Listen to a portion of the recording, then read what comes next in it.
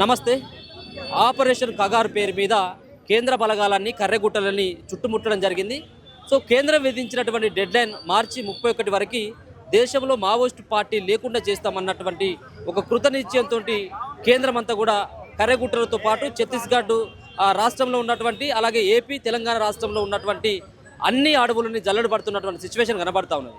ప్రజా సంఘాలకు సంబంధించినటువంటి నాయకులు సైతం కూడా ప్రధానమైనటువంటి డిమాండ్ చేస్తూ ఉన్నారు. కేంద్ర బలగాలు వెనక్కి రావాలని చెప్పేసి వాళ్ళు డిమాండ్ చేస్తూ ఉన్నారు. సో మావోయిస్టులతో చర్చలు జరిపేటువంటి ప్రయత్నం చేయండి అంటూ విజ్ఞప్తి చేస్తూ ఉన్నారు. మాట్లాడదాం ఇదే సంబంధించినటువంటి అంశం పైన మనతో పాటు పౌర సంబంధించినటువంటి సంఘాల నాయకులు సైతం ఉన్నారు, నేతలు కూడా ఉన్నారు.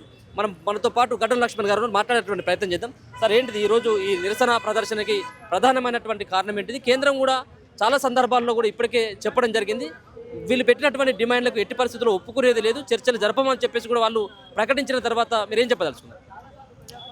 ఒక విచిత్రమైన పరిణామం ఏంటంటే, తెలంగాణ గ్రామాల్లో ములుగు జిల్లాలో అడుగడుగున నూతనంగా చెక్ పోస్టులను ఏర్పాటు చేస్తారనే సమాచారం అందుతూ ఉంది. గ్రామాల్లో చెక్ పోస్టులు ఎందుకని అడుగుతూ ఉన్నాం. ములుగు జిల్లాలో ఆ చెక్ పోస్టులు ఏర్పాటైనాయి కనుక ఆ ములుగు నియోజకవర్గానికి ప్రాతినిధ్యం వహిస్తున్న మంత్రి గారు ఆ చెక్ పోస్టులను వెంటనే ఎత్తివేసే విధంగా నిర్ణయాలు చేపట్టాలని చెబుతూ ఉన్నాం. అదే రకంగా కర్రెగుట్టలు అనే ప్రాంతం తెలంగాణ ప్రాంతంలోనే అత్యధిక భూభాగం ఉంది కనుక ఇవాళ కర్రెగుట్టల భూభాగంలో ఆపరేషన్ కర్రెగుట్టల 2 పేరు మీద భారత ప్రభుత్వం వచ్చి సైన్య శకటాలను తీసుకొచ్చి యుద్ధం ప్రకటించి ఆదివాసులను మావోయిస్టులను చంపే ప్రయత్నం చేస్తూ ఉంది. ఆ ప్రయత్నాలను ఆపే బాధ్యత ఆ నియోజకవర్గం బాధ్యురాలుగా తమ పైన ఉంది అని ఇవాళ అక్కడి ప్రజలు వేడుకుంటూ ఉన్నారు.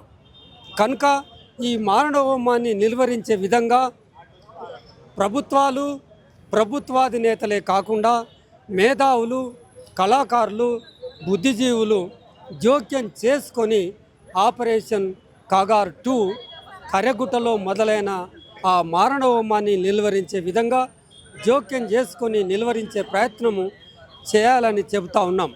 పట్టపగలు మన కళ్ళెదుట మనం ఇక్కడ భద్రంగానే ఉన్నాం, కానీ ఈ టైంలో కర్రెగుట్టలో ఏం జరుగుతుంది? భారత ప్రభుత్వం భారత పౌరులపైన యుద్ధం ప్రకటించి చంపేస్తుంది. అత్యున్నత న్యాయస్థానం దీన్ని తప్పుపట్టింది. న్యాయస్థానాలను కూడా ఖాతరు చేయకుండా భారత ప్రభుత్వం ఈ మారణహోమానికి తెరదీసి దాదాపుగా 8.5 లక్షల సైన్యాన్ని దండకారణ్యంలో మోహరించి ఉంది. ఎక్కడో ఆ భారతదేశ సరిహద్దులో ఉండాల్సిన శకటాలు మీరు మీడియా వాళ్ళు ప్రత్యేకమైన అభ్యర్థన ఏంటంటే, ఒక్కసారి ఛత్తీస్గఢ్లో దండకారణ్యంలో ఏం జరుగుతుందో మీ కెమెరాలు అటు తిప్పండి. మీ కెమెరాలను ప్రవేశం నిరాకరిస్తే మీరు ప్రొటెస్ట్ చేయాలి కదా. పత్రికా స్వేచ్ఛ కాపాడాల్సిన బాధ్యత, స్వేచ్ఛకు భంగం కలిగినప్పుడు పోరాడాల్సిన హక్కు పత్రికా విలేకరుల పైన, యాజమాన్యం పైన ఉంది. అక్కడ యుద్ధ శకటాలు సంచరిస్తూ ఉన్నాయి. ప్రతి 4 కిలోమీటర్లకు ఒకటి చొప్పున పోలీసు క్యాంపులు ఉన్నాయి. ఇంత సైన్యము, ఇన్ని శకటాలు, ఇన్ని క్యాంపులు దండకారణ్యంలో ఉంటే జరిగే విపత్తు ఏంటంటే, మొట్టమొదలు మహిళలపైన అత్యాచారాలు జరుగుతాయి. అనేకమైన రీతిలో మహిళలపైన అత్యాచారాలు జరుగుతున్నాయి.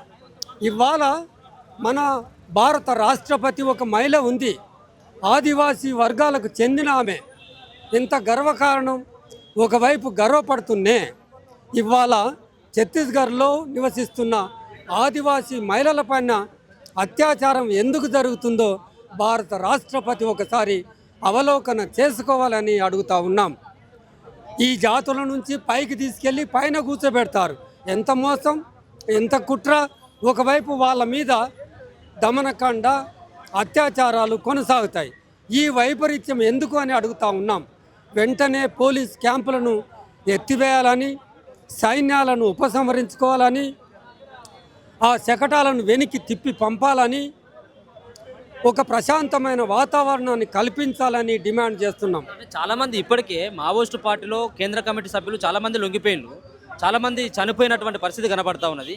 సో ఇప్పుడు ఇంకా మావోయిస్టులు ఇంకా కేంద్రంతో కేంద్ర బలగాలతో కొట్లాడేటువంటి ఆ పరిస్థితి ఇప్పుడు ఇంకా అడవుల్లో ఉండి పోరాటం చేసేటువంటి శక్తి వాళ్ళ దగ్గర ఉందని చెప్పేసి అనుకోవచ్చా? ఇప్పుడే మావోయిస్టు పార్టీ యొక్క ఉనికి ప్రశ్నార్థకంగా మారినటువంటి ఈ తరుణంలో ఎట్లా వాళ్ళు ఎంచుకున్నటువంటి ఏదైతే జల్ జంగిల్ జమీన్ అన్నటువంటి నినాదానికి కట్టుబడి ఇంకా ఉద్యమం చేసేటువంటి పరిస్థితి ఉందని చెప్పేసి అనుకోవచ్చా?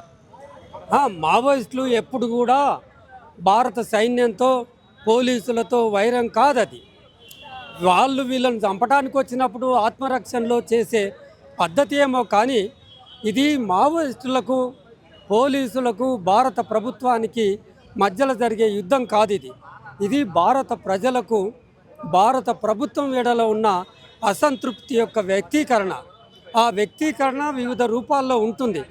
ఇవాళ మీరు అన్నట్టుగా మావోయిస్టు పార్టీ మట్టుబెట్టబడవచ్చు, ఏ కొద్ది మందో మిగిలి ఉండవచ్చు, కానీ వాళ్ళు ప్రజలకు అందించిన ఆ భావజాలం ఏదైతే ఉందో ఆ భావజాలం భారత ప్రజల్లో గుండెల్లో నిమగ్నమై ఉంది. ఏదో రకంగా ఏదో రూపంలో అది భగ్నమవుతుంది. తెలంగాణ పోరాట గడ్డ కనుక ఖచ్చితంగా మీరు ఎన్ని పోలీసులు పెట్టి ఎంత పారామిలిటరీ బలగాలను పెట్టి అణిచివేసినా కానీ ఏదో రూపంలో మళ్ళీ ఉద్యమాలు వస్తాయి. దానికి కారణం ఆకలిపోవాలి. మావోయిస్టు పార్టీ లేకుండా చేయటం కాదు, ఆకలి రహిత భారత సమాజాన్ని ఏర్పాటు చేయాలి, దరిద్ర రహిత భారత సమాజాన్ని ఏర్పాటు చేయాలి. సంపద పెరగొచ్చు. ఏం సంపద పెరిగింది? కోట్లల్లో సంపద పెరగొచ్చు. 2047 కల్లా 5 ట్రిలియన్ ఎకానమీతో 3వ స్థానంలోకి చేరుకోవచ్చు. కానీ అట్టడుగున నివసిస్తున్న ప్రజలకు బట్ట లేదు, పొట్ట లేదు, కట్టుకోవడానికి, గౌరవంగా జీవించడానికి, నిండైన జీవితం గడపడానికి లేదు, తిండి లేదు. తిండి లేనందుకే కదా మీరు 8 కోట్ల మందికి ఉచిత బియ్యం సరఫరా చేస్తామంటున్నారు. అది ఏం చెప్తుంది? ఆదాని అంబానీ ఆస్తులు పెంచేయటం కాదు. 8 కోట్ల మంది ప్రజలకు మీరు ఉచిత బియ్యం సరఫరా ఎందుకు చేస్తున్నారో దాని కారణాలేంటో తెలుసుకోండి అని చెప్తున్నాం. మావోయిస్టుల్లో ఉండదు. మావోయిజం ఆకల్లో ఉంటుంది. వాళ్ళు చేస్తున్న పోరాటం ఆ దరిద్రంలో ఉంటుంది. యువత నిరుద్యోగంతో సతమతమవుతున్నారు. బ్రతకటం నిత్య పోరాటం అవుతుంది.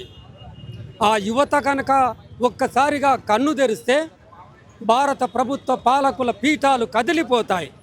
ఇవాళ యువత గమనిస్తున్నారు. ఎవరిని చంపేస్తున్నారు మీరు? మావోయిస్టులను చంపి పేద బడుగు బలహీన ప్రజల అభిమతాన్ని అవమానపరుస్తూ ఉన్నారు. వీళ్ళు గమనించటం లేదా? ఇప్పటికైనా ప్రభుత్వానికి ఏం చెప్తున్నామంటే తొందరపడకండి. 40 రోజులు మాత్రమే మిగిలి ఉంది అని దూకుడు పెంచకండి. మనిషిని కాపాడండి. మనిషిని చంపటాన్ని ఇప్పటికైనా మానుకోమని చెప్తాం. మల్లోజుల యొక్క స్టేట్మెంట్ ఏంటిదంటే, సో దేవ్జీని పార్టీ చీఫ్గా ఎవరు నియమించారు, అసలు ఎవరున్నారని చెప్పేసి ఆయన పార్టీ చీఫ్గా నియమించారు అన్నటువంటి వ్యాఖ్యలు కూడా నిన్న మల్లోజులో చేయడం జరిగింది. ఇక అవి మాట్లాడడం కానీ ఎవరు ఎక్కడున్నా పోలీసు అదుపులో, పోలీసుల ఆధీనంలో, పోలీసుల నియంత్రణలో ఉండి మాట్లాడే ఏ మాటకు కూడా విలువ ఉండదు. దానికి పెద్దగా ప్రాముఖ్యతనివ్వాల్సిన అవసరం లేదని మేము భావిస్తాం. ఒకవేళ కనుక వాళ్ళు ఉన్నారనే కరెగుట్ట ఆపరేషన్ మొదలుపెట్టారు. వాళ్ళు కనుక అక్కడ ఉన్నా లేదా మీరు అన్నట్టుగా మీ చేతిలో ఉన్న వాళ్ళను ప్రాణాలతో తీసుకొచ్చి న్యాయస్థానం ముందు నిలబెట్టండి అని మాత్రమే మేము కోరగలం.